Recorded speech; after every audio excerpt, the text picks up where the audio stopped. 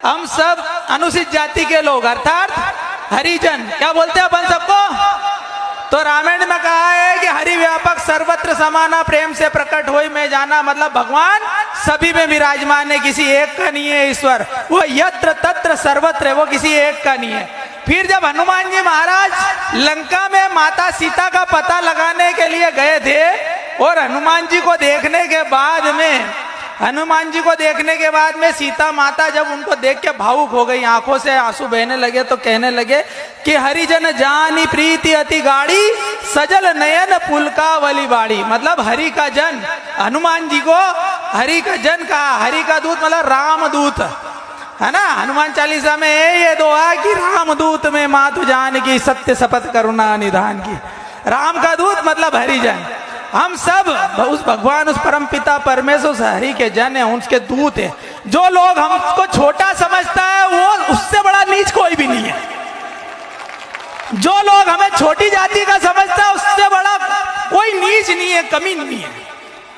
हम सब हिंदू है, सनातनी है। एक बात बताओ, भगवान राम के वनवास काल में कितने राजा थे उनके साथ?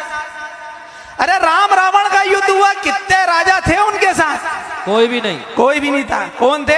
हम लोग हरिजन हम लोग थे। हमारे बाप दादा थे, हमारे पूर्वज थे, अनुसूचित जाति के लोग, आदिवासी लोग। राम भगवान ने सारे राजाओं को अयोध्या में छोड़ दिया था और आए जब चित्रकूट में बसे तो वहां पर भी आदिवासियों के साथ रहे। और आदिवासियों ने बोला कि हम तुम्हें कोई धन दौलत दे नहीं सकते हैं, तो नाथ हमारी यही सेवकाई लिए नबासन बसन चुराई। मतलब हम आपको लूटपाट नहीं रहे, यही बहुत बड़ी बात है, इसलिए इसी को हमारी सेवा समझ लो।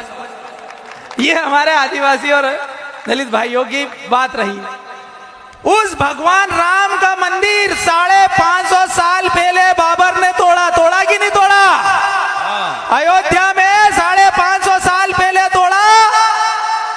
और उस राम मंदिर को बनने में बार बार अड़चने पैदा करी कांग्रेस ने।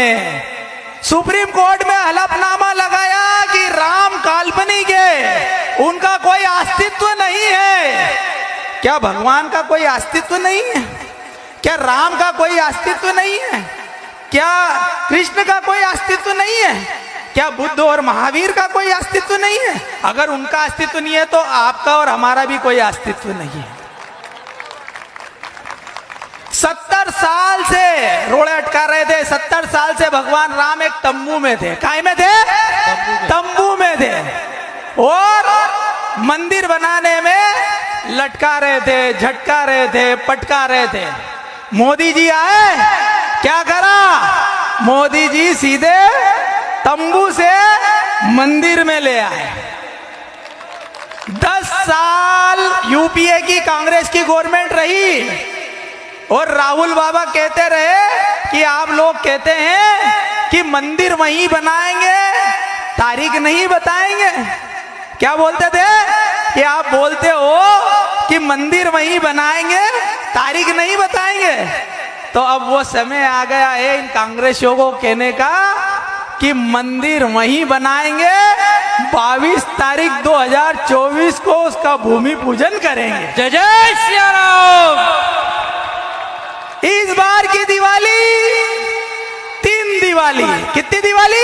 3 दिवाली। एक कल जो परंपरा और संस्कृति के अनुरूप हुई। भगवान राम वनवास काल 14 साल का वनवास वापस करके अपना वनवास काल काट के अयोध्या आए। अयोध्या में आए तो सबने खुशियां मनाई, हर्षोल्लास मनाया। उस खुशी में हम दिवाली मनाते, पूरे हिंदुस्तान में मनाते। और जो भी हमारे सनातन धर्म से, सनातन पद्धति से, सनातन परंपरा से जुड़ा हुआ है, सनातन संस्कृति से जुड़ा हुआ, वो विश्व में रहने वाला कहीं भी हिंदुस्तानी होगा वह दिवाली मनाएगा। मनाते हैं कि नहीं हम सब? मनाते हैं। ये भगवान राम के घर वापस आने पे दिवाली मनाई जाती है, जो कल मनाई गई। अब दूसरी दिवाली